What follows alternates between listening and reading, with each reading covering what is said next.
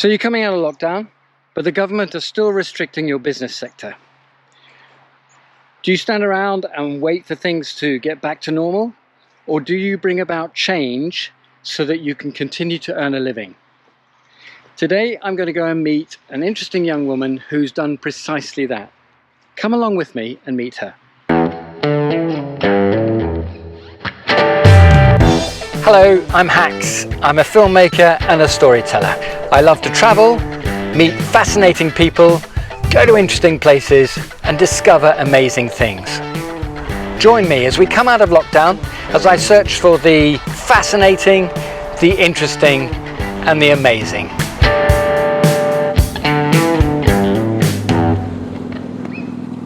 So this morning I'm going to go and see Amanda Flanders, and she has a live events company.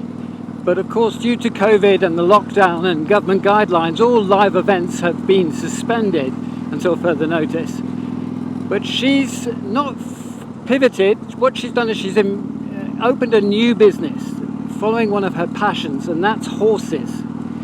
I'm going to go along to the livery stable and find out what her story is.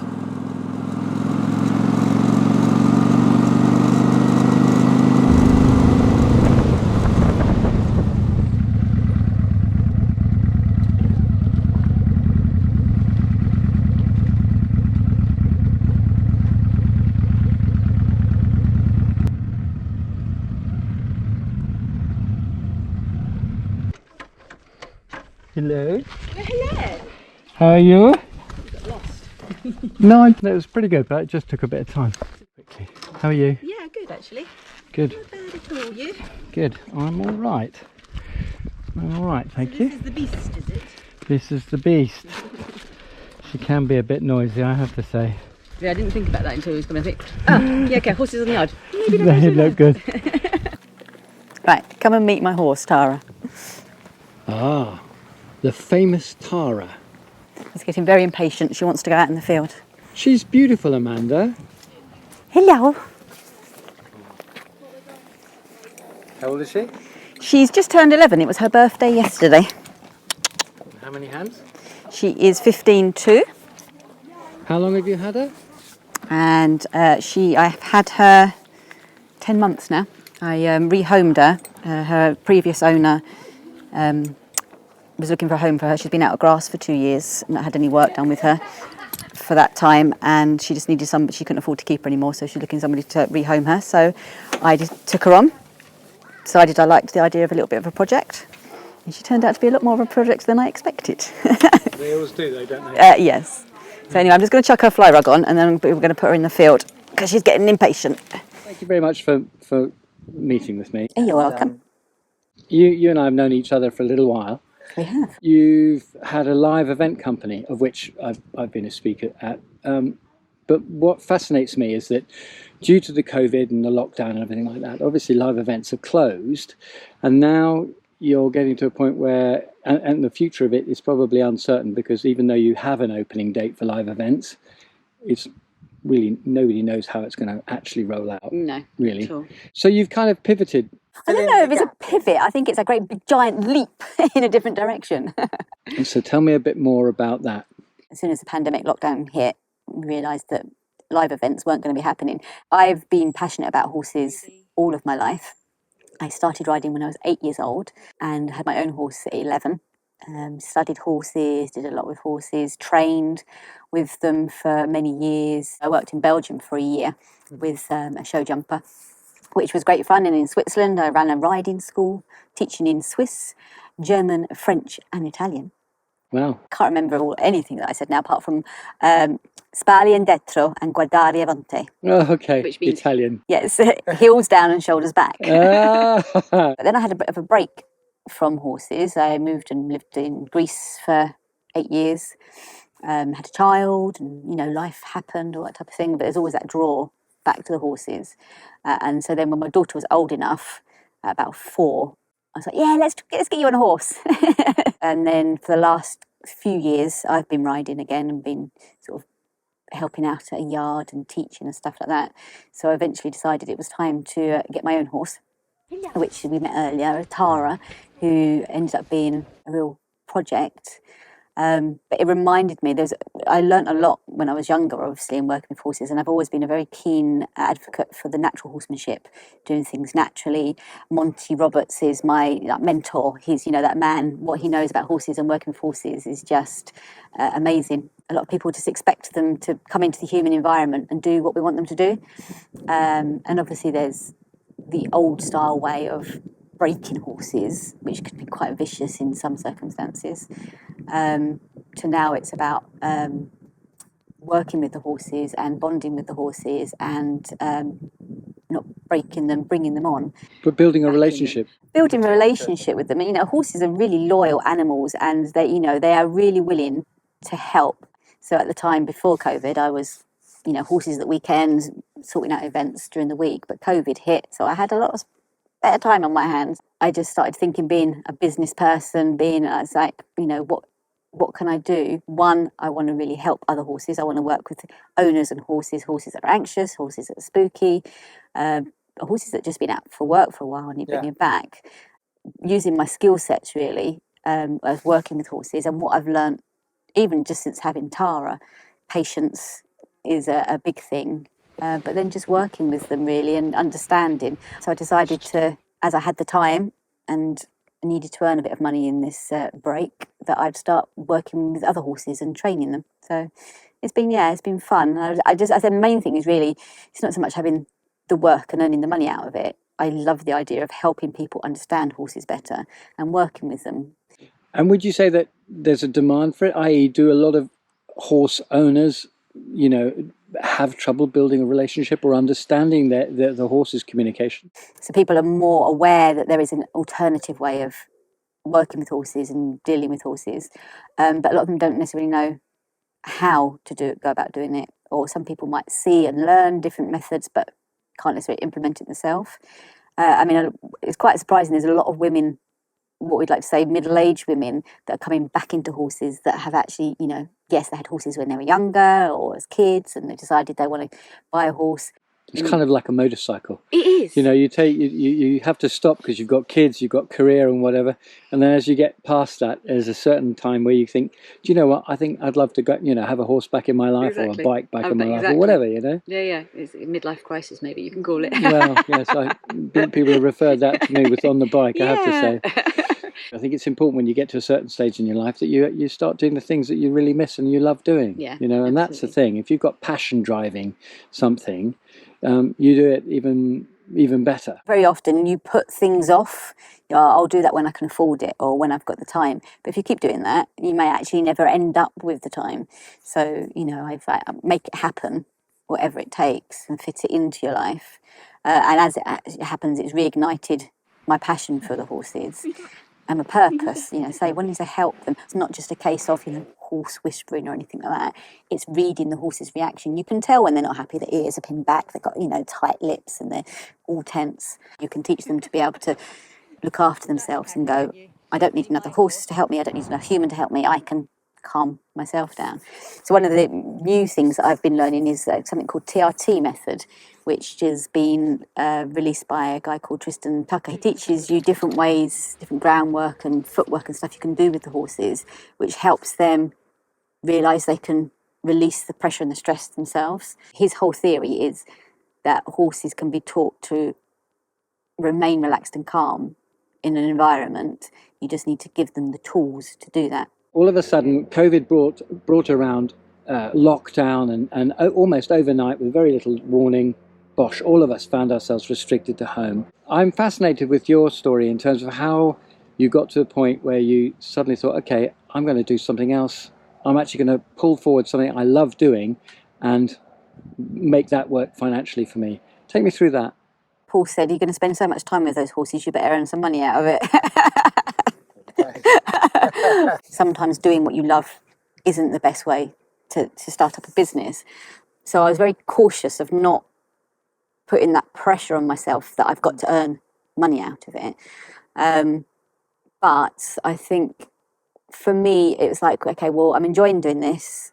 I've come a long way with Tara. So she used to jump at plastic bag. Well, she still jumps at plastic bags, but she used to be very often uncontrollable, very skittish. It took me months to be able to actually ride her without her rearing and stuff like that. So that's taken a lot of time. There's a lot of women particularly. There are some men as well, but women particularly that lose their confidence. So I thought, I just like to help horses. I like to help people, horse owners, who just want to enjoy riding their horses at the end of the day and want to help the horses. So then the whole business brain clicked in from running the business. I thought, okay, so I'll set up my Facebook and my social media and my website and my branded clothing and the business cards, and hey presto, you have a business. In theory. In theory. That's how it works, isn't it? All you need is your business card and your branded clothing and you're done. That's all it takes. Very true. Very true. I've been working with different areas, but because I know, how to set out a business plan, how to, project cash flows and what I want to do and where to go and how to set everything up, it's been a lot quicker and easier than it was when I set up the events business. Sure. Marketing, how are you going to appeal? Because as you say, from live events to horsey people, and I mean that respectfully, is a completely different audience. A lot of my audience are on social media. They're on Facebook, they're on Instagram, so it's quite easy to get in front of that target audience. I say easy, see it takes, but setting up your social media, setting up your marketing, websites and things like that, and then a lot of it is collaborations with word of mouth. I've spoken to the people that I use myself and just said, obviously, if you come across anybody that wants help with their horse, please refer me. And likewise, when I'm working with clients' horses, if I feel the horse needs to be looked at by one of them, I will recommend to my client that they use these particular people. Right. So that whole collaboration, which again is something that you learn big time. And how do you think people have received your news, your friends and network, as it were? I've always never wanted to be one of these people that jumped from one business to another business, serial entrepreneurs that keep changing their mind all the time. And it is quite sad that I have, I've spent 5 years building up a business and been doing, I think, pretty well, that suddenly just stopped. But, all my friends have been really supportive, all my business colleagues and contacts that I've made over the years have just gone like, I was a bit nervous sort of launching it, them going, she changed her mind, but they've all gone, well done, they've been very supportive, which is really nice. What are you actually going to call yourself? So I'm Amanda Flanders, equestrian trainer. Okay. Not just training the horses, I'll be training the riders and the horses, so everything that's equestrian related, really. And live events, October time, you mentioned? Well, the government has just given us the relaunch date, as you were, or start date for the events industry, which is the 1st of October. But we still aren't 100% sure of what that means, because it says providing test events, conferences go well. So we don't know what that means. I think for a lot of the events industry, 2020 is just gone. I think a lot of the industry have resigned the fact that there's not going to much happen this year and looking to start in Q1 in 2021. Because even if we do go ahead of events, what are the maximum capacities going to be? Are we going to have 1 metre distance, 2 metre distance? Is everyone going to have masks? I've always known you to be incredibly busy with your live events. Yeah. And now mixing the two, I mean, you always had to look after the horse anyway, so she took a lot of your time. Yeah. But now, the odd or 3 or 4 hours a day, let's say, training other people's horses and so forth, that's going to take a bit more time. Yeah. How are you thinking of coping the two or merging the two? I'm not. I haven't thought about it at all. Just going with the flow for the minute. I'll just see what happens. I think possibly, providing it works okay, starting up next year again with some of the smaller events that I run, like the networkers networking, things like that, and then just seeing how it goes, really. Okay, so coming back to the equestrian side of the business, typically what would happen when a client approaches you? They would either be referred to me or obviously contact me through my marketing, and just ideally what we'll do is meet the horse, discuss, what it is that happens with the horse, maybe what the problem they've got or what help they need. And then look at discussing what can be done, really. Just like humans, each horse is individual. It has its own story. Meet the horse, work with the horse, meet the owner. Because the owners have also got to feel happy that and trust in you, you've got to remember a lot of these people, especially the people that I'll be working with, their horses are their babies. They're their lives. They're very important to them. So they've got to feel comfortable that you're the right fit. You have to work slowly, week by week, see how the horse is progressing, and then even when I finish working with the horse, the owner needs to carry on the process. Of course. Horses like routine. They like when they learn things, you keep doing them. They become habits, just like the bad things they're doing have become bad habits. You need to untrain them from doing that and then teach them the good habits. So it's an ongoing process, really. You mentioned that Tara had some issues when you picked her up and she was a bit of a project. Yes. Tell us a story. She's always been, I like to use the word super sensitive. One day she was tied outside the stable and she's not been great to being tied up. She pulls back and she panics herself. And the lead rope wouldn't come undone, and the twine that she was tied to didn't break. So she actually pulled the panel off the stable and then took off with this bit of wood flapping around her. Spooked her even more. Spooked her even more. It was a very scary process for us all.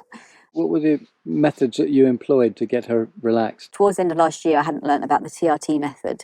So I was just using more of the natural horsemanship, which is about getting them used to things, really. Exercise is a good thing. I work her for 5 or 6 days a week, not always riding. There's a lot of groundwork to keep her exercised, keep the energy levels, and also just routine. It keeps them calm. It makes them feel comfortable because of that. And typically, with other horses and other people, what would you say are let's say, 2 or 3 of the common issues that you might be able to help people with? So you get spooky horses, you get pushy horses, bolshy horses, and then they're classed as naughty horses, but I say horses generally aren't naughty, they're just their reaction to, because they don't understand. So things like going in a horse box or trailer. Tara took 3.5 hours to load when I got her to bring her home. So a lot of people have issues with that. The horses won't go in the horse box. So you need to teach the horse that it's good to go in the horse box, that they want to go in the horse box. So I tend to work with those different things. Mm-hmm. It's teaching the horse to be comfortable and confident and calm and relaxed in its own body, in its own environment, that it can handle anything that you ask it to do. I guess in a way it must be like continuing to build that bond between the owner and the horse. Yeah, and that takes time as well. Horses don't automatically trust you or bond with you. Some horses quicker than others. Again, Tara took a long time before she actually would just relax in my presence. I guess I was probably quite tense around her as well, because I knew she'd like, watch that, move that, she's going to spook at that, move that, be careful of that, no, don't make a noise, shh, because she's going to spook. Whereas now I'm like, yeah, bring it on. Let's see how we can make her spook, because then she can calm herself down. Yeah. And everyone keeps on saying to me, I don't know why are you bothering? You've got so much patience. Well, that's what it's all about at the end of time. If you've got the patience, it's worth it for all the work that you put in to see the horse comfortable and enjoying its environment. It's worth it. That's what it's all about at the end of the day. And your daughter, how is she? How's her horsewomanship? Oh, you know what? She's learning perfectly from mother. No, she's doing really well, actually. I'm quite happy to work with her at such a young age, so she understands there's a different way of being about horses. It's not about shouting at the horses. And her pony that she rides is a stubborn little Whatset. He's a typical riding school pony. But, she spends time with him. She walks him around. She plays with him. It's not just a case of turning up, getting on, riding it, and that's that type of thing. It's all about building that relationship. I've always loved horses. I grew up with horses when I was in Kenya. So it's just a fascinating world. A little bit different here in the UK. Yes, but it's been lovely to hear what you've said and how you've lent into it. And what do you see the future? My goal is to have a huge estate with lots of land, so I can help as many horses as possible. Don't tell Paul. Don't tell Paul. Lots of horses everywhere. Yes. And does Paul feature in this plan? Yeah. Just don't tell him. Brilliant. Great. Okay. Thank you very much. You're very welcome. I'm just happy that that she's comfortable with me now and I'm able to give her a good home. Having had horses, I always find it fascinating that it's all about relationship. And I guess I was a bit too young really to fully understand that. But it's just like any animal that you have as a pet or something that you work with, it's all about building that relationship. And I think what Amanda's doing is in a way pivoting her business, even though that the live events is currently on hold, having that courage to step out and launch into something that she's A, passionate about, B, knows quite a bit about, and also she sees a gap in the market. It's very interesting. I wish her all the luck.